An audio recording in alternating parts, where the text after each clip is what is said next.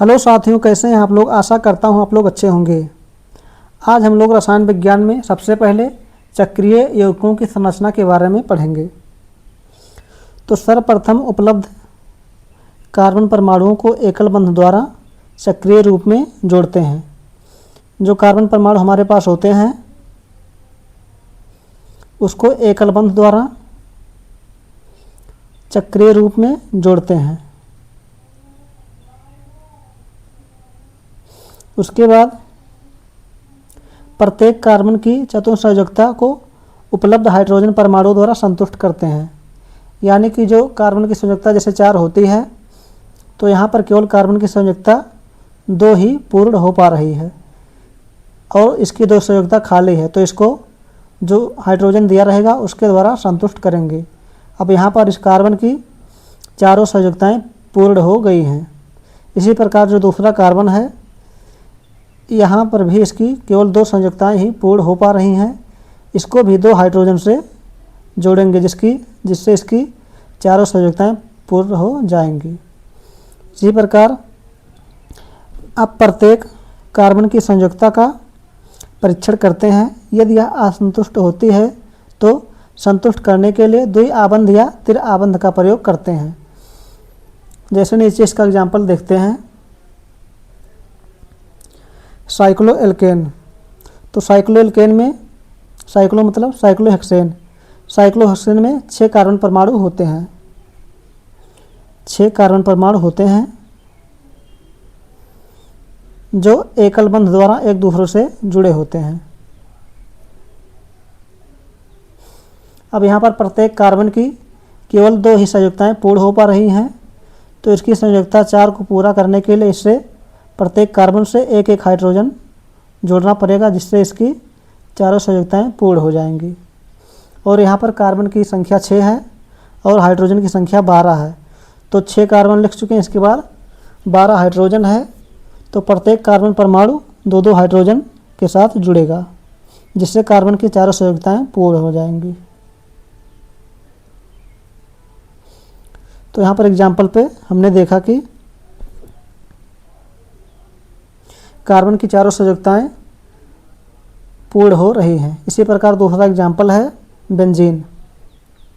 Benzene में 6 carbon है और 6 ही हाइड्रोजन है, तो यहाँ पर एकल बंध द्वारा चारों संयोजकताएं संतुष्ट नहीं हो पाएंगी। तो इसको बनाने के लिए सबसे पहले 6 कार्बन को सिंगल बॉन्ड द्वारा जोड़ते हैं। उसके बाद यहाँ पर 6 हाइड्रोजन है केवल, तो सभी कार्बन को एक एक हाइड्रोजन से जोड़ देंगे। उसके बाद यहाँ पर देखिए कार्बन की केवल 3 संयोजकताएं ही पूर्ण हो पा रही हैं, तो इस कार्बन की चारों संयोजकताओं को पूर्ण करने के लिए डबल बॉन्ड का प्रयोग करेंगे। जैसे यहाँ पर डबल बॉन्ड लगाएंगे तो इस कार्बन की 4 संयोजकताएं पूर्ण हो जाएंगी। जैसे यहाँ पर एक बॉन्ड हो गया, यहाँ पर एक और यहाँ पर 2 बॉन्ड। इसी प्रकार इस कार्बन की भी 4 संयोजकताएं पूर्ण हो रही हैं। यहाँ पर इस कार्बन की केवल 3 संयोजकताएं पूर्ण हो रही हैं, तो यहाँ पर भी डबल बॉन्ड का प्रयोग करेंगे, जिससे इस कार्बन की और इस कार्बन की 4-4 संयोजकताएं पूर्ण हो जाएंगी। इसके बाद जो अगला कार्बन है इसकी भी केवल 3 संयोजकताएं पूर्ण हो रही हैं, तो यहाँ पर डबल बॉन्ड का प्रयोग करेंगे, जिससे इस कार्बन की चारों संयोजकताएं पूर्ण हो जाएंगी और इस कार्बन की भी चारों संयोजकताएं पूर्ण हो जाएंगी। तो यहाँ पर यही एग्जाम्पल में यहाँ पर लिखा हुआ है। इसके बाद हम लोग पढ़ेंगे एरोमेटिक हाइड्रोकार्बन। तो एरोमेटिक हाइड्रोकार्बन क्या होता है? वे हाइड्रोकार्बन जिनमें कार्बन परमाणु आपस में सिग्मा बंध अथवा पाई बंध द्वारा बंध विपरीत श्रृंखला में विभाजित होते हैं। तो एरोमेटिक हाइड्रोकार्बन वे चक्रीय यौगिक होते हैं जिनमें कार्बन परमाणु जो होते हैं सिग्मा बॉन्ड या तो पाई बॉन्ड के द्वारा बंध श्रृंखला में जुड़े होते हैं। जैसे हम लोगों ने पीछे देखा बेंजीन की संरचना, तो बेंजीन एक एरोमेटिक हाइड्रोकार्बन यौगिक है। इसमें प्रत्येक बॉन्ड या तो सिग्मा बॉन्ड से या पाई बॉन्ड से जुड़ा होता है। तो जहाँ पर सिंगल बॉन्ड होता है, सिंगल बॉन्ड, तो एक सिंगल बॉन्ड में एक पाई बॉन्ड होता है, इसको मतलब सिग्मा बॉन्ड होता है। तो सिंगल बॉन्ड के लिए एक पाई बॉन्ड लगाते हैं और डबल बॉन्ड यदि है तो एक सिग्मा और एक पाई बॉन्ड लगाते हैं। यदि ट्रिपल बॉन्ड कहीं पर है तो एक सिग्मा और 2 पाई बॉन्ड वहाँ पर होता है।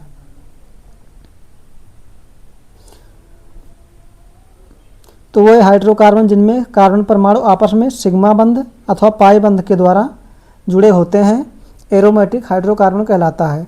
जैसे ऊपर हमने बेंजीन देखा तो ये एरोमेटिक हाइड्रोकार्बन है, क्योंकि इसके प्रत्येक बॉन्ड या तो सिग्मा या तो पाई बॉन्ड द्वारा जुड़े हैं।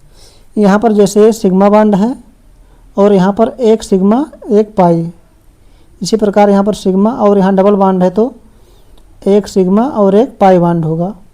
इसी प्रकार यहाँ पर सिग्मा और इस दोनों कार्बन के बीच में एक सिग्मा और एक पाई बॉन्ड होगा। इसके बाद हम लोग पढ़ेंगे समावयवता क्या होता है, जिसको अंग्रेजी में आइसोमेरिज्म कहते हैं। समावयवता तो वह घटना जिसमें यौगिकों के आणविक सूत्र समान होते हैं। जैसे कार्बन 6 है और हाइड्रोजन 5 है, तो हाइड्रोजन और कार्बन की संख्या प्रत्येक स्थिति में 6 कार्बन रहेगा और हाइड्रोजन 5 रहेगा। परंतु भौतिक अथवा रासायनिक गुणधर्म में भिन्नता होती है। तो आणविक सूत्र समान रहेगा लेकिन भौतिक या रासायनिक गुणधर्म भिन्नता दर्शाते हैं, समावयवता कहलाती है। समावयवता आइसोमेरिज्म कहलाता है तथा ये यौगिक समायोगी यौगिक कहलाते हैं। ऐसे यौगिक जिनका शाब्दिक आणविक सूत्र समान परंतु संरचना सूत्र भिन्न हो संरचनात्मक समायोगी कहलाते हैं तथा यह अवधारणा संरचनात्मक समावयवता कहलाती है। तो इन यौगिकों में क्या होता है कि जैसे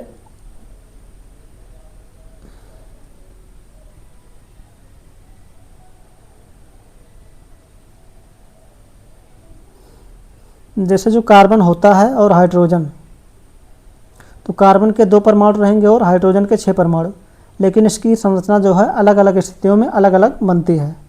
जैसे नीचे एग्जाम्पल दिया गया है C4H10, यहाँ पर भी C4H10 है।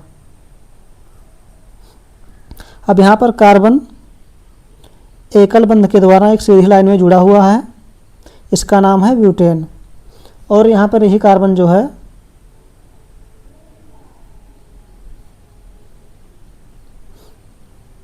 सिंगल बॉन्ड द्वारा जुड़ा हुआ है दूसरे कार्बन से, और दूसरे कार्बन से ये दोनों कार्बन जुड़े हुए हैं।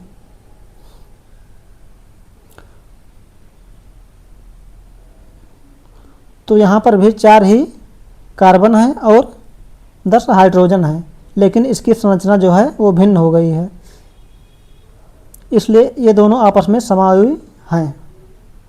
इसका नाम ब्यूटेन है और इसका नाम है 2-मेथिल प्रोपेन।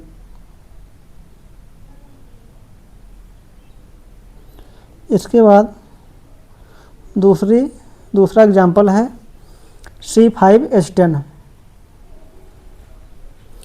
तो 5 कार्बन है तो पांचों कार्बन को एकल बंध के द्वारा ऐसे सीधी लाइन में लिखेंगे और पांचों कार्बन को संतुष्ट करने के लिए, क्योंकि इसकी संयोजकता 4 होती है, तो इसको हाइड्रोजन से जोड़कर इसकी चारों संयोजकता पूर्ण कर देंगे। तो यहाँ पर 5 कार्बन और 10 हाइड्रोजन है, इसका नाम है पेंटेन। इसके बाद इसके नीचे वाला है, यहाँ पर भी 5 ही कार्बन है और 10 हाइड्रोजन, लेकिन इसकी संरचना भिन्न है। जैसे एक कार्बन है सिंगल बॉन्ड द्वारा, दूसरा कार्बन, तीसरा कार्बन और एक चौथा कार्बन। यहाँ पर 5 कार्बन है, लेकिन दूसरा कार्बन है इधर से 1 2 3 4 5, दूसरे कार्बन पर एक C ग्रुप जुड़ा हुआ है, CH3, मतलब तीनों तरफ से हाइड्रोजन भी जुड़े हुए हैं, इसको मेथिल ग्रुप कहते हैं। तो यहाँ पर दूसरे कार्बन पर एक CH2 ग्रुप जुड़ा हुआ है, तो इसका नाम हो जाएगा 2 मेथिल ब्यूटेन। तो यहाँ पर हमने देखा कि संरचना सूत्र भिन्न हो गया है, लेकिन आणविक सूत्र जो है C5H10 इसमें भी है। इसी प्रकार तीसरा है, यहाँ पर भी 5 ही कार्बन है, लेकिन जो यहाँ पर दूसरा कार्बन है इससे 2 कार्बन ऊपर और नीचे जुड़े हुए हैं,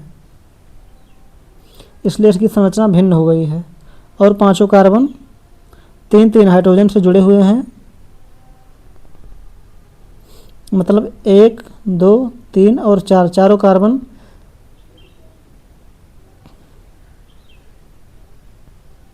तीन हाइड्रोजन से जुड़े हुए हैं।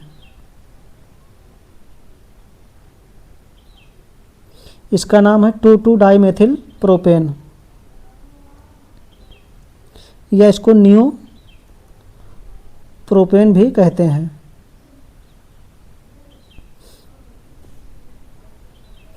इसके बाद हम लोग पढ़ेंगे क्रियात्मक समूह। तो क्रियात्मक समूह जो होता है यहाँ परीक्षा की दृष्टि से बहुत ही महत्वपूर्ण है, आप लोग इसे ध्यान से पढ़िएगा। क्रियात्मक समूह, जिसको इंग्लिश में फंक्शनल ग्रुप कहते हैं। तो क्रियात्मक समूह क्या होता है? वह समूह जो किसी कार्बन श्रृंखला से जुड़कर उसके रासायनिक गुण का निर्माण करते हैं, क्रियात्मक समूह कहलाता है। तो क्रियात्मक समूह किसी कार्बन श्रृंखला में जुड़कर उसके रासायनिक गुणसूत्र का मतलब रासायनिक गुण का निर्माण करता है, क्रियात्मक समूह कहलाता है। जैसे CH3 है,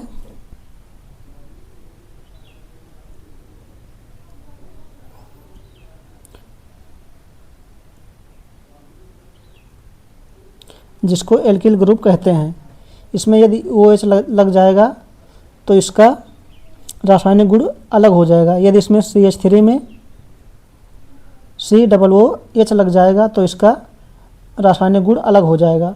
तो यही जो OH या COOH है, इसी को क्रियात्मक समूह कहते हैं। तो क्रियात्मक समूह के कारण यौगिकों में कुछ विशिष्ट गुण पाए जाते हैं। किसी भी यौगिक के रासायनिक गुण का निर्धारण क्रियात्मक समूह द्वारा होता है, यानी कि जिस प्रकार का क्रियात्मक समूह जुड़ेगा उसी प्रकार का उसका रासायनिक गुण होगा।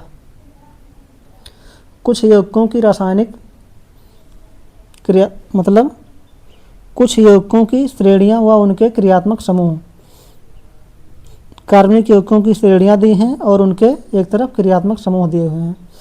तो जैसे कार्बनिक यौगिकों में पहला एल्केन है, तो एल्केन में इसका क्रियात्मक समूह क्या है? सिंगल बॉन्ड, मतलब दोनों कार्बन के बीच में सिंगल बॉन्ड रहेगा, इसको एन कहते हैं सिंगल बॉन्ड को। इसी प्रकार दूसरा है एल्कीन। एल्कीन का क्रियात्मक समूह क्या होता है? इसका क्रियात्मक समूह डबल बॉन्ड का चिन्ह होता है और इसको इन कहते हैं। इसी प्रकार तीसरा है एल्काइन। इसका क्रियात्मक समूह क्या होता है? 2 कार्बन के बीच में ट्रिपल बॉन्ड होता है, इसको आइन कहते हैं, YNE वाइन। तो जिसमें सिंगल बॉन्ड होता है उसको एन कहते हैं, डबल बॉन्ड को इन और ट्रिपल बॉन्ड को आइन कहते हैं। इसके बाद अगला कार्बनिक यौगिक है हाइड्रोक्सिल। एल्कोहल जिसका ग्रुप होता है हाइड्रोक्सिल ग्रुप का एल्कोहल होता है, इसका क्रियात्मक समूह OH होता है। अगला है कार्बोक्सिल, जिसको कार्बोक्सिलिक अम्ल भी कहते हैं, इसका क्रियात्मक समूह COOH होता है, जिसको ओइक अम्ल कहते हैं। और जो हाइड्रोक्सिल है इसमें OH जुड़ता है, इसको ऑल कहते हैं, ऑल। और जो एल्डिहाइड है या एल्डिहाइडिक समूह, इसमें CHO ग्रुप जुड़ता है, जिसको अल कहते हैं। एल्कोहल में OH जुड़ता था, जिसको आल कहते थे, और एल्डिहाइड में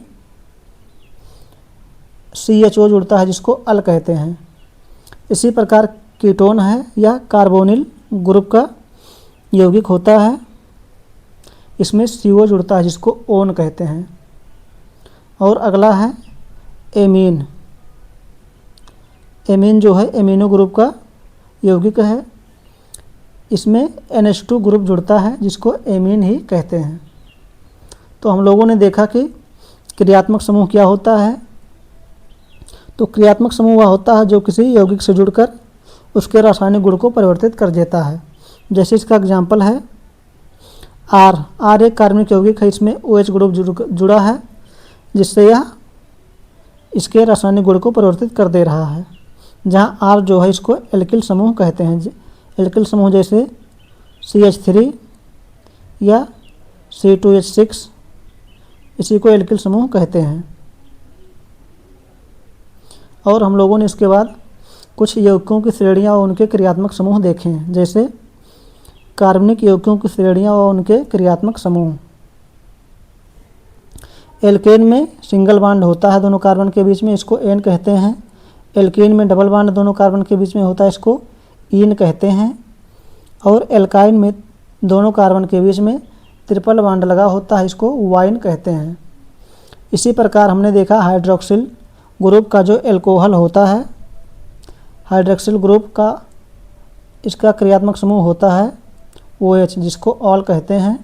और कार्बोनिल ग्रुप का क्रियात्मक समूह COOH होता है जिसको ओइक अम्ल कहते हैं। इसके बाद हमने देखा एल्डिहाइडिक ग्रुप जिसका क्रियात्मक समूह CHO होता है जिसको Al अल कहते हैं। और अगला देखा कार्बोनिल ग्रुप जिसको कीटोन या CO इसमें जुड़ता है जिसको ओन कहते हैं।